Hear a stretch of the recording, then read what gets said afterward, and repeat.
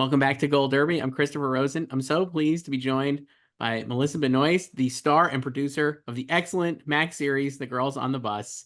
Uh, Melissa, I love this show. I was just saying before you play your character Sadie, I felt like is like an immediate good hang, great journalist. I guess like what? So just in general, like what was your first impression of her as a character, and what got you really excited about like getting to play her on the show? My first impression of her as a character was, yeah, that there's never a dull moment. I think that's why she'd be a great hang, because there is no lack of energy in Sadie McCarthy. She was so just like passionate and driven and kind of a bit of a mess, but in a way that I really loved because she was um whatever awareness she lacked in herself, it was kind of made up for in her passion and drive for what she loved to do, which was journalism and reporting on politics.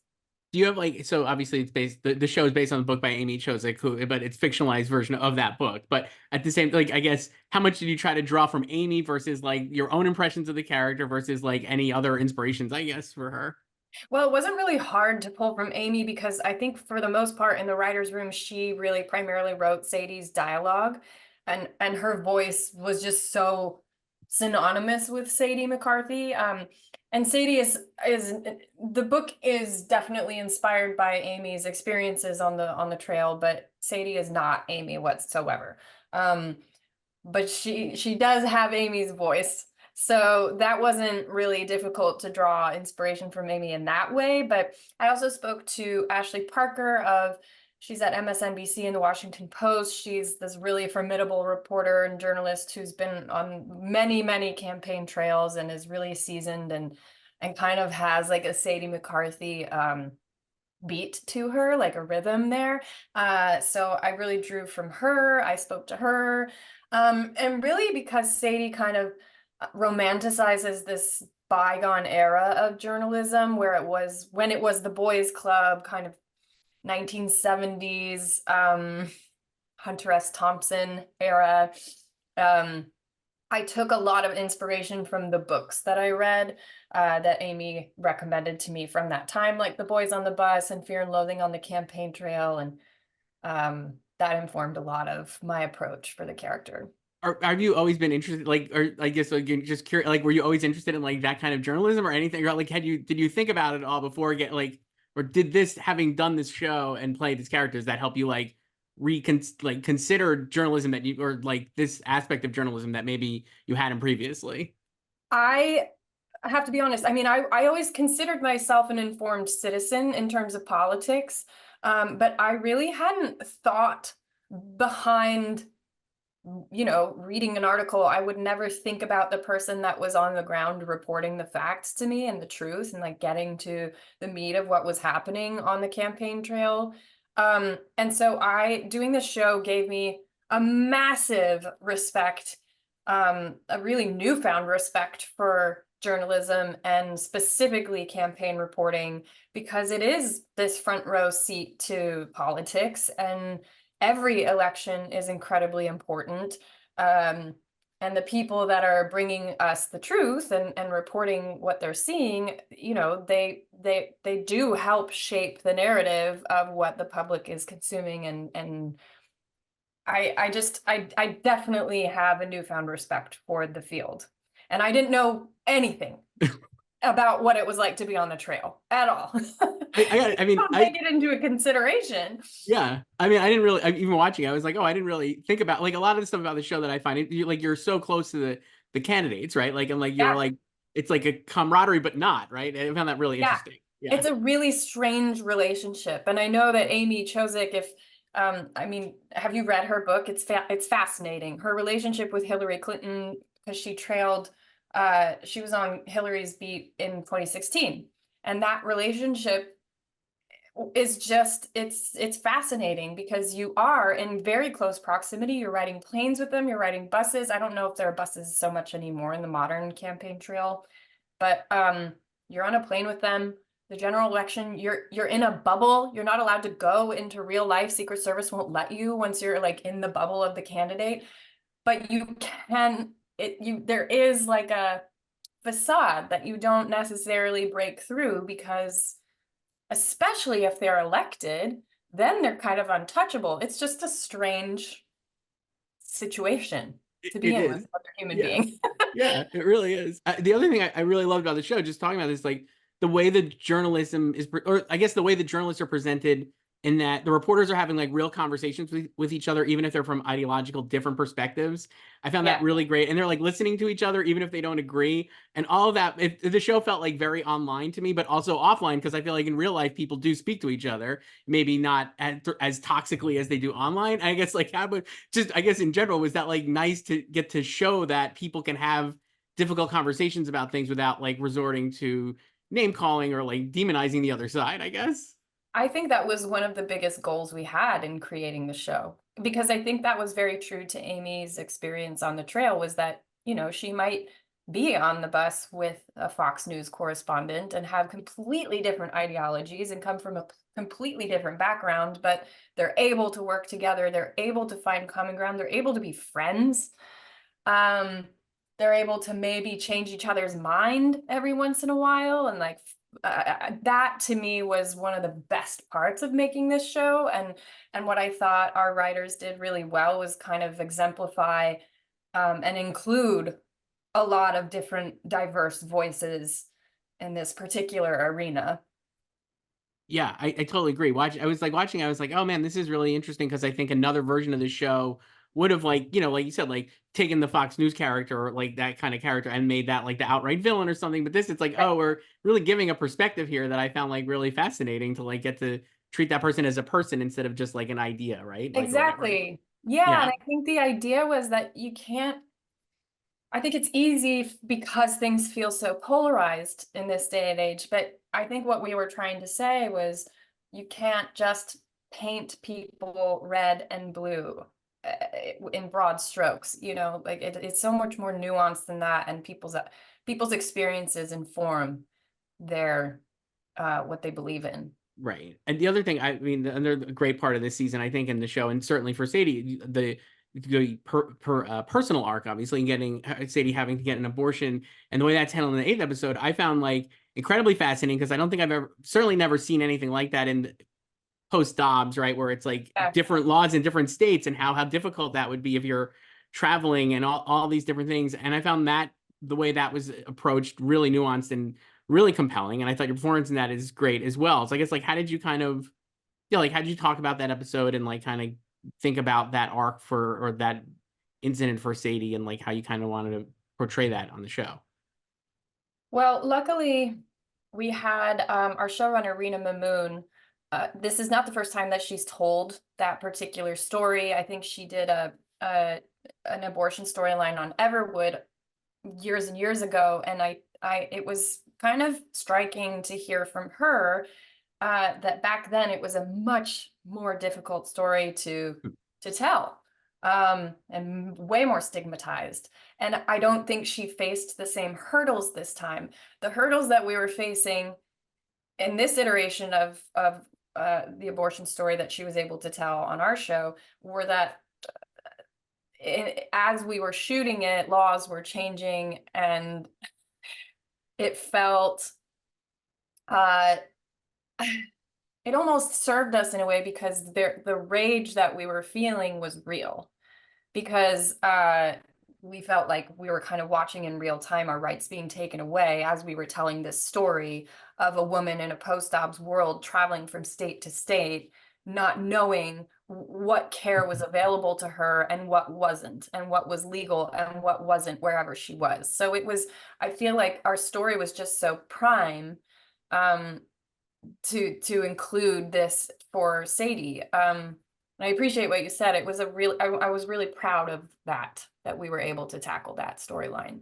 Yeah, I definitely think I was like anybody who is like, oh, just go to like that's like a talking point, right? Just go to another state. How easy, like it doesn't matter that it's not legal, right? Like it's like, oh, this is like the detail of how complicated it is and how Yeah, frustrating it is. I found like really compelling. And I thought your performance is great, because I feel like you're like, it feels like real time happening, obviously, and I think you're like able to channel the frustration and just like I want to just get this done and I'm not able to do it in a way exactly. that's like really compelling, I think, as an actor too, for you. So Yeah, it was important to me that it wasn't this agonizing thing that she had to do.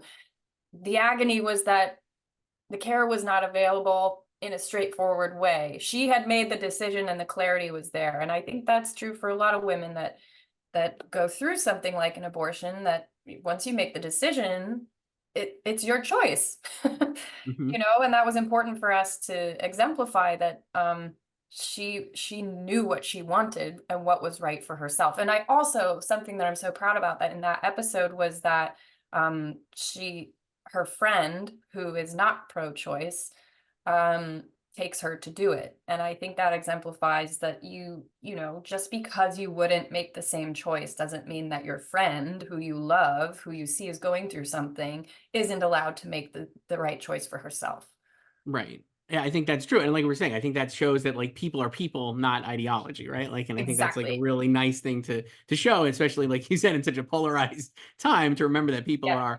are people. You mentioned like, I mean, Christine Elmore plays Kimberlyn, right? And like I thought all of you guys are so great together, and the chemistry is really great because I think it evolves so much throughout this show. Was Mhm. that for you guys? I mean, did that kind of mirror what it was like in real life, obviously, or was it like kind of like, was it more instantaneous and you had to like kind of like parcel out the chemistry, I guess, as you went along? It was actually more instantaneous. I've never really worked on a show where everyone was so simpatico directly from the get-go. We all really just got along really, really well. And of course it like deepened and matured as we made the show. But the four of us women specifically just loved each other. And I think like just saw something in each other and are we're really birds of a feather, and we're still really good friends. And I know that you probably hear that all the time, but I'm like, it's completely genuine that we really, that connection and that chemistry that you see in the show, which I've heard a lot from people when I hear that they've watched it. They're always like, "Oh, you guys seem to really get along." And I'm like, "Well, we do." It's real. I believe that. Yeah, no, I would believe it. Like you said, like you do hear a lot, but I really do believe it on this show. I feel like you guys all did. The other, you mentioned Amy's book for, which I did not read yet, so I apologize for that. But it took me way too long to realize that Griffin Dunn was basically playing David Carr, and that Amy's mentor was David Carr, and I was like, so I felt like such an idiot because I was like, oh wow, he's gonna, spoiler alert, but like that character will end up dying, obviously, because David Carr died, and I guess like I guess first, like what did, how much, or did you talk with Amy about like her relationship with David Carr, was obviously such a legendary journalist, and that kind of like mentor mentee relationship that they had together, and like also then making that individual for the show with Griffin, I guess, like, so it's like a two-part kind of question. I think it was of the utmost importance to Amy that we get that relationship right. And David Carr was not her editor, he was just her mentor, but he was a mentor to so many journalists. And I was not aware of kind of his storied career and how many journalists look up to him. And his story was so moving, and he overcame so much that I think she really wanted to honor him, not just for herself, but for all the journalists that he helped shape that are now reporting the news for the world. Um, and it seems like he just was such an encourager and someone who really allowed people to feel like they could use their own voice. Um, and I really care about the truth. So that I know was extremely important for Amy. We had lots of conversations, and Griffin, I feel like, was the absolute perfect person to bring him to life in as Bruce. And Griffin obviously has the pedigree that he has with his family being really entrenched in journalism and, casually having Joan Didion for an aunt. It was pretty cool and meta, and I think Griffin was aware of it too. And I think that particular relationship was the love story of the season for Sadie. He was a surrogate father for her, and she really needed his validation, and then was kind of set free by the fact that she realized he believed in her no matter what. Yeah, I like that about their relationship too, and that he did really like he listened to her and believed in her and like wanted like he like expected a lot from her, which I thought was really good. You know what I mean? Like it's like he had Yeah, high standards for her and then also like wanted her to get to those standards, right? Like I just thought it's yeah. like really nice. I think it's like really great. And your scenes together are great and he is so great. And you're right, like the meta-ness of it all. I was just like, oh man, this is so it's really great casting. I thought it was just so good. Yeah, I guess we like lucked out yeah, he was with great. him. He really was. I guess like what do you think?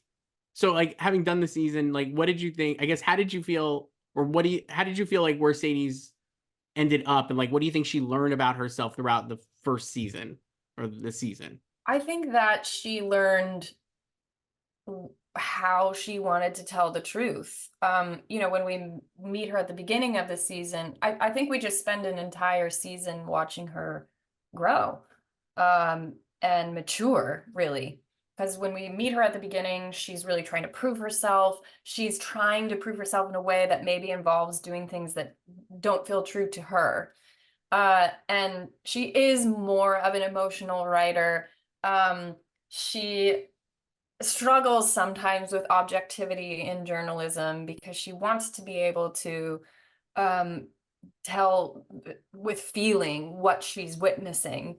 Um, and I think that she kind of finds a middle ground to do that by the end, and she's reporting some really important stories. And so I think she, in essence, finds her confidence in her own voice by the end of the season. Yeah, I think that's true, and I love yeah you have the great scenes obviously at the end with the Felicity Walker character, right, and also the Scott Foley those are great sequences. I think both of those and like I think really do a lot to what you're saying, showing how far she's come maybe as like a journalist, like in those two conversations there in the finale. Right. Yeah. Yeah. Do you like so obviously like I'm just gonna say as a viewer I was disappointed the show is not going to return for a second I season. Obviously, know. I know I know. you It's a you're bummer. but I guess I want to ask, like, you're obviously, like you said, like you had a great time on it. Like, it sounds like it was a lot of fun. Great performance, like certainly, and like I think the show is great. So I guess like that, are you able to separate like being proud of like what you guys accomplished versus the disappointment of maybe not getting to do more of what you wanted to accomplish? Absolutely. While I am so saddened that we don't get to tell more of the story, nothing's going to take away the pride that I feel for what we were able to do. We were able to take a group of smart women and tell stories about smart women. And that is not nothing. Um, Still, even in 2024. Hmm. I think that that was a massive success, and it was so great that we were able to do that. And the experience of making the show was so joyful for me, and I know that I was not alone in feeling that. We truly just it was such a wonderful experience. The process was so enjoyable that um that's that's that's going to be what I take with me. That's good to hear. And I think you're right about like the smart women. Amy wrote a great piece for Vanity Fair, I think, where she like talked about how it's like great to show women who are very smart and also flawed, like just the three-dimensional kind of characters that the show had, and getting to see that on TV was like really cool. And especially I think in this year, election year, obviously, is also equally interesting. I think to have this show out there. So it's a great show. You watch all the episodes on Max. Melissa Benoist, thank you so much. It was great speaking with Thank you about the you. show. I really love Girls on the Bus. Thanks Thank for you. having me.